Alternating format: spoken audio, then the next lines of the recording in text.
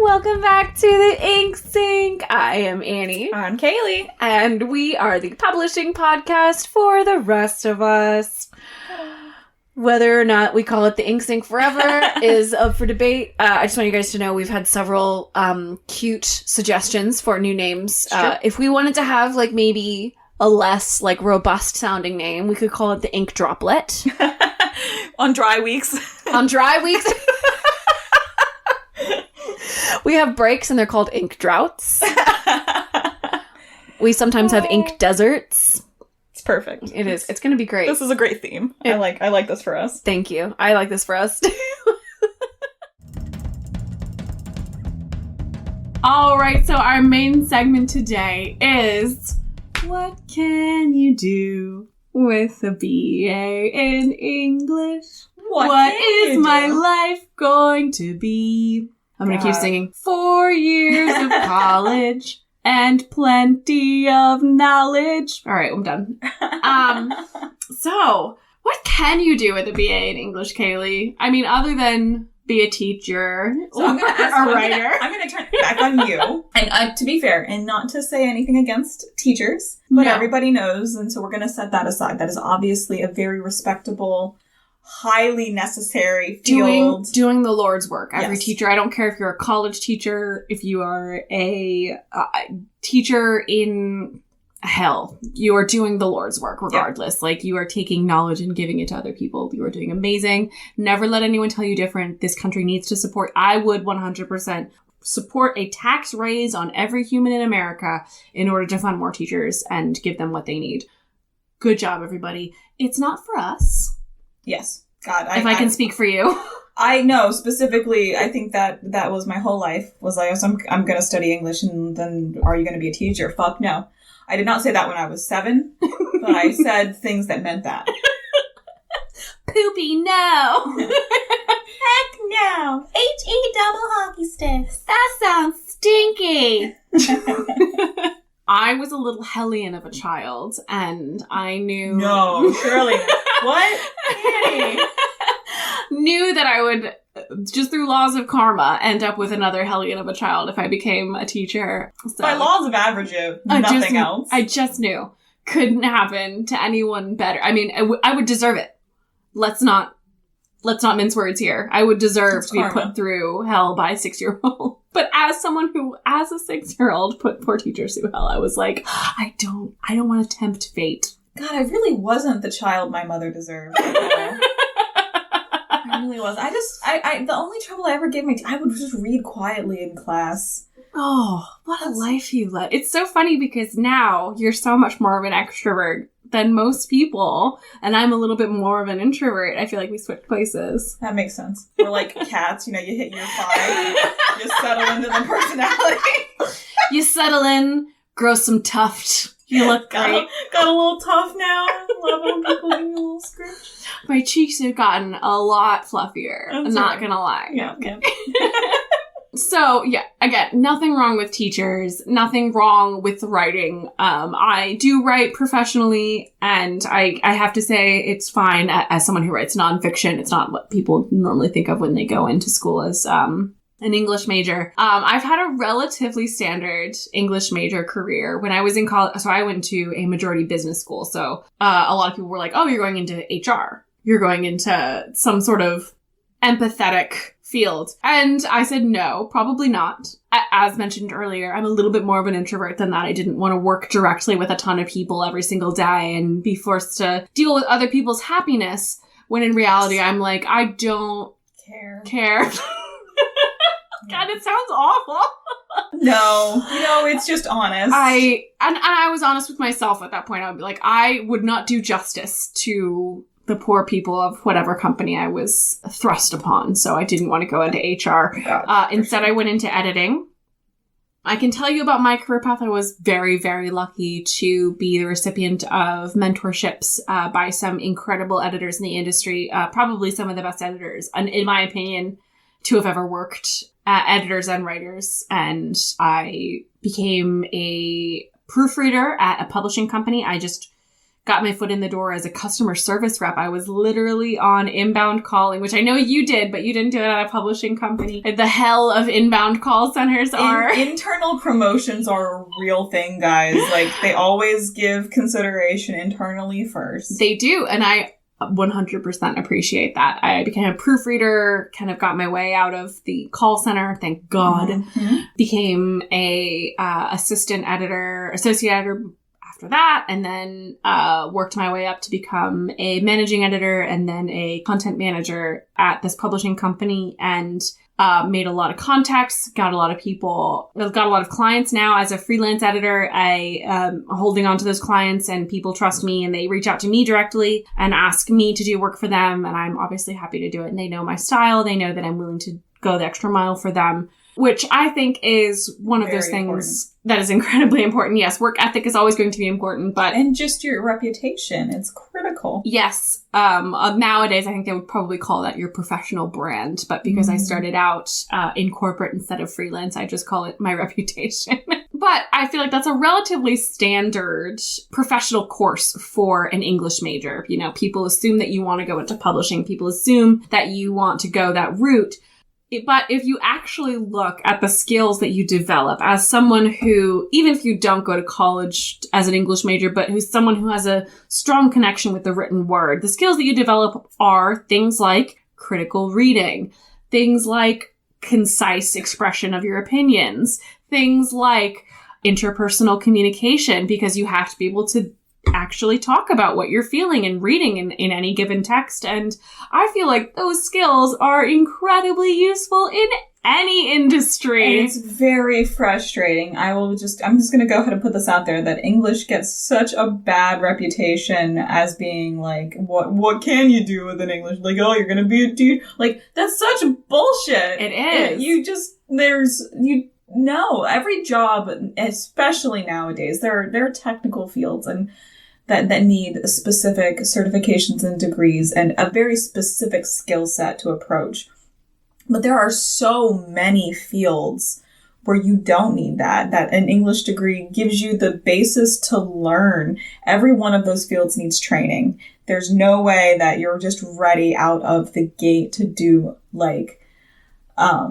I can't even name them off the top of my head. There's so many. Audience analysis off the top of my head. Market research. We talk about market research all the time, even on this podcast, and we're talking about news most of the time. Yeah, I mean, it's so silly. Like the ability to target your questions and to understand and to engage with your target audience, and it's just everything. Anyway. So, Kaylee, because you took a slightly different track, I want to talk about your career path before we dive into some other things that people don't really know about. So you started out as probably the vaguest job title I've ever heard, which is business analyst. Actually, I started out as a technical writer. Which is, okay, technical writing. That's what I was going to bring up. So tell us about technical writing. Guys, somebody has to write your textbooks, your manuals, your how-to guides, your internal documents about how the software is supposed to work, and then how you're actually going to be using it. When you're navigating your car's menus, the things that it tells you to do, the help.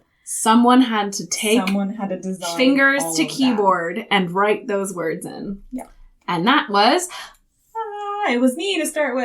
I worked on an application, actually, that was it was a disaster relief application. Was I initial... I definitely thought you were just going to say it was a disaster of an application. It was a little bit of a disaster of an application. I mean, people might listen to this, it's fine. I'm not going to name names. No, so it was it was a disaster relief application, and that's where I got that was my first job out of college. There wasn't a lot, especially specifically where I was in Tennessee, which made it a little difficult to continue working in that specific field. Everything that, I wanted to do, it wasn't at the time, there wasn't as much virtual. They wanted you to be there. Yeah, most technical writing jobs these days, I will say, are entirely virtual because that was not the case when I graduated. Yeah. So we won't date you. Thank you. I appreciate that. I look great for my age, you guys. She was so pretty, guys. You don't even know.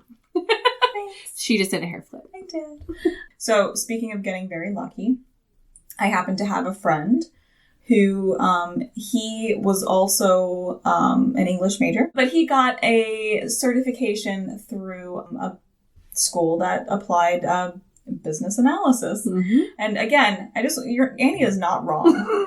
I have never just told somebody I'm a business analyst and then be like, oh, of course, I know exactly what you do. It tells you nothing. But yeah, so that was my friend. He'd gone through a certification program. Out of curiosity, what was the certification program? I believe it was the CCBA. I will say certifications are going to be unsung heroes if you either don't want to commit the money or don't want to commit the time to a 4-year degree. Having a certification essentially just proves that you can do the thing and that an organization is certifying that you can do the thing. And some people don't particularly like being like, oh, well, why can't I just prove it? I know, I agree with you. But if you just have the thing on your resume, it's harder to get, it's difficult to get someone through a background check. Yeah. And so they're not going to invest time in you if you don't have something on your resume to show that you can do it. Proving that you can do something in an interview, proving that you can do something in the first few weeks of a job are totally valid. But if you want to have that instant recognition with an employer, having a certification is super helpful. I went through the University of California, San Diego Extension system has a copy editing certification, and that has helped me get in the door on a couple interviews and clients. So just let them knowing that I can do different forms of editing. Even for people that have the education, it still helps. The more that you can prove that you know how to do a thing, the likelier they are to take a second look. Exactly. Yes. So your friend got this certification. My friend got a certification as a business analyst, and they basically interviewed out for a couple companies that were looking for business analysts. And what does a business analyst do, you might ask? So when you're on a project and you need a thing, anything, it could be literally anything. Nowadays, it's largely software, but it could be like a more functional warehouse design. It could be a better crane. I don't know. Literally digging up the ground and laying cable. Building a hospital. Yeah. Business analysis are the people who are sitting there figuring out what you need to do. So it's not necessarily so much, I don't need to be the expert, but I need to be able to talk to the people that have the need and the experts and bridge that connection to figure out how to get that need fulfilled in a manner that's functional. You're using those critical reading skills, that concise expression that you absolutely need, all of the interpersonal communication that we just talked about. Yeah, I got lucky. And again, I got lucky. Also, guys, we're very privileged. We are lucky. And we acknowledge and we hope to use this as a platform to help other people understand also more opportunities that even if they are perhaps not as privileged, they can at least have their eyes open to ways that they can use their skills. Absolutely. So what happened with my friend, he did not get lucky. He found a program that had work placement, and that is absolutely 100% a thing that I recommend. Mm-hmm. Yeah, going through those certification courses, again, don't have the time or the money to go to a 4-year degree, go through those certification courses, and they will have, if not career counselors, then human beings who have gone through this career before, and you can leverage those people. Definitely and I don't know if we're going to keep this in or not, but research the certification just a little bit, just enough. Yes, make sure you're getting a legit certification. Yeah, guys, I know it's rough, and I know that it's exhausting and tiresome, but don't put your time and your tears and your effort and what money does cost, because there's usually an upfront cost, and anything that's too good to be true is too good to be true. Agreed. Just do a little bit of research, but yeah, so certifications, there are good programs, and colleges have good short-term certification programs. They're adjacent to their 4-year degrees. Like where we are in Maryland, the University of Maryland has an extension program that is incredible. They have certification courses similar to the ones we're talking about. Our University of Maryland actually focuses a lot more on agriculture. So if you ever are looking for agriculture certifications, University of Maryland has got you covered. And also most community colleges give back to the community in some way. So I know a lot of people have a weird stigma about community college. I think that is totally undeserved. Garbage, yeah. Community colleges get such a bad rep. Guys, I just want to be clear. As somebody, and this is another thing, if you're interested in potentially, but you can't like swing the cost of a 4-year degree. Like when you get started, like community college is absolutely appropriate, and you can still finalize your degree at another school. They prioritize transfers. You are treated differently than incoming freshmen, and they will prioritize you because you've already proven that you can do the work and that you're not going to be just an immediate dropout. Which they hate. So, yes. So those critical reading skills and that communication skills helped you with your BA. And then you moved up even further. I did. So, I jumped to another company. And to be fair, I just want to be clear, I jumped industries. Like, these are not skills that lock you into an industry. No, they're which incredible. Is critical thinking and the ability to analyze what you're reading. So helpful. Like I went from... And it's one of those things that the business analysis, I would say the business analysis industry even exists because a lot of people don't have that skill. They don't. It's absurd. The fact that it takes, a cohort who knows how to critically read and understand just reams of information and then to convey it to someone else. The fact that that is an industry tells you how valued people who are just readers in their bones are. I did not understand. I acknowledge, I still don't understand. Acknowledging that it is a thing in the world, but they're just, nobody thinks of it like that. I'm like, my common sense is tingling. I don't understand why this is so weird and different and it doesn't, and that's something that might be, I know, a blocker for some people because you just think that this just makes sense and this is just how people think, and it's not. It's a marketable It absolutely is. trait. So one of the other things a lot of people will ask me is how can I get into design jobs in business? And I will say what we're talking about business analysis, if you add another layer to that, which is just charting, if you can take your insights and put them into a visual format, that is another industry called business intelligence. Yep. And if you can do both of those things, you will already be highly marketable. If you can critically read boring pieces of information, which as English majors, we freaking know how to do. We can digest it like a champ. And then you can make a chart out of what you just read, whatever kind of chart, whether it's a bar graph or a pie chart or whatever it is, graphing something about that information, that's business intelligence. People pay top dollar. But you are currently a project manager, I believe. I am. So why don't you tell us a little bit about your sort of skills that you use? Oh, God. So I won't say this in a way that you don't have to give details, but you can give just to put out fires. No. Being calm under stressful situations is not an English major trait, but it's helpful if you have it. So, absolutely. So again, just the ability to reduce your clutter down to the concise meaning of a requirement. Yes. What is the minimum thing that you need to have to be able to move forward? To express your needs. Yes. So that is, you have to have that. And then if the ability to just make rapid decisions, and I can say that it helped I definitely found that rapid decisions and the ability to document what you're doing, because guys, documentation is so critical. I just want to be very clear. That's another thing that English majors I feel are very good at, is documenting what we did and why we did it. Yeah. And not only is it CYOA, cover your butt, but it's also later you're trying to build or iterate off of what you've done. You won't remember that forever. Nobody will. And you may not always be there. The person that came before you better hope that they've left you some information. So the ability to figure out what you need, the ability to think quickly in a crisis, document your next steps, and then move forward with that, decisively.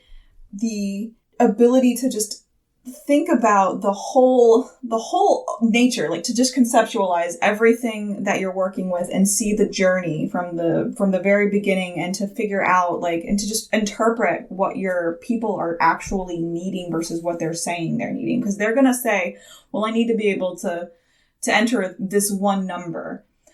Is that what they actually need? Or is it the ability to actually document a whole mess of data? In which case, do they need to enter one number? Do they need to enter 3 different things? And do they need to have an automated thing happen off of that? They're not going to know. They will not know that. you have to know enough to ask the questions and then to examine and interpret all of the things that you're seeing to move forward with your projects. So yeah, that's currently I moved from BA to product owner currently, actually. And just as an example, I mean, we talk about all the subtext in Dorian Gray, where it's like, oh, they're talking about a bee landing on a flower, but we're like, well, they're talking about the do right now, yes, clearly. Definitely. But that's kind of what Kaylee's talking about, is like someone's saying one thing, but what they really mean is that they need this specific job to be easier. How can we make that happen? Like, what are the pain points? What are the problems happening? And I feel like we're, at least in my opinion, very uniquely suited for that. Yes. Other things that English majors have thrived doing, and I'm taking some of this from a presentation from the American Copy Editors Society. One presenter had a whole thing about, changing careers, of going in or out of editing, administration tasks. A lot of people kind of look down on administration like, I don't want to be a secretary. Listen, a good admin person is worth their weight in gold and can demand their weight in gold.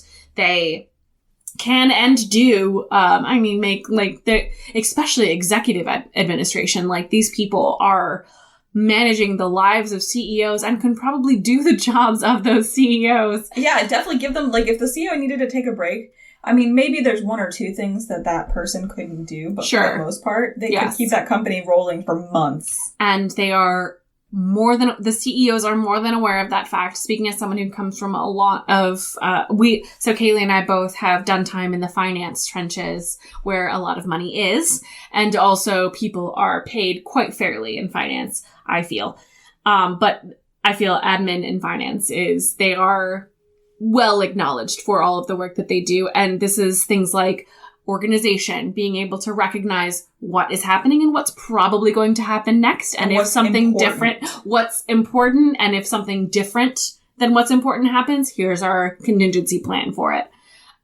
Being extremely organized. If you're one of those people who color codes all your notes and actually uses those color codes, trust me when I tell you, people need that. Especially your, CEOs of the world. And also, just your general office managers, like the people who are managing. If you want to talk about HR without the downsides of HR, office management is absolutely incredible for that. You are helping people, but they're not really your responsibility. It's just the objects around them that are. There are so many things. What else? I think I just blabbered for a couple of minutes about office management. No, that's accurate. So outside of, again, technical writing, absolutely 100% cannot. It's such a foundational, industry that doesn't get enough, maybe recognition. We did chat a little bit about, certain things that were more kind of traditional. HR, obviously, is one. And no shade to HR. That's just not quite for Kaylee and I. No, and, again, nothing against teaching. Yeah, it's just there are things that you can do and you don't have the patience to do. Maybe is a absolutely a way to look at that. Yeah. There are also tons of different kinds of writers that I think that a lot of people don't quite know about. Copywriting is one of those things that if you are a young person starting out, it might feel like, I don't want to jump into advertising or marketing. Copywriting is an extremely creative process. It is a lot of creative writing. It happens to be usually meant to sell people on things. And if you are good at talking to people and communicating the benefits of something, copywriting may genuinely be for you. I recommend doing research. There's a lot of, watch Mad Men. That's the kind of writing that we're talking about. These people who kind of take what every person wants and can distill it into a few words and then put it out there in the most effective way. That's what copywriters do. Interpreters, speaking just in the community. If you speak more than one language, please use that. You are needed. As Annie said, multilingual interpretation is very critical as well, and the ability to understand and kind of go back and forth between idiomatic English and idiomatic other languages is very critical.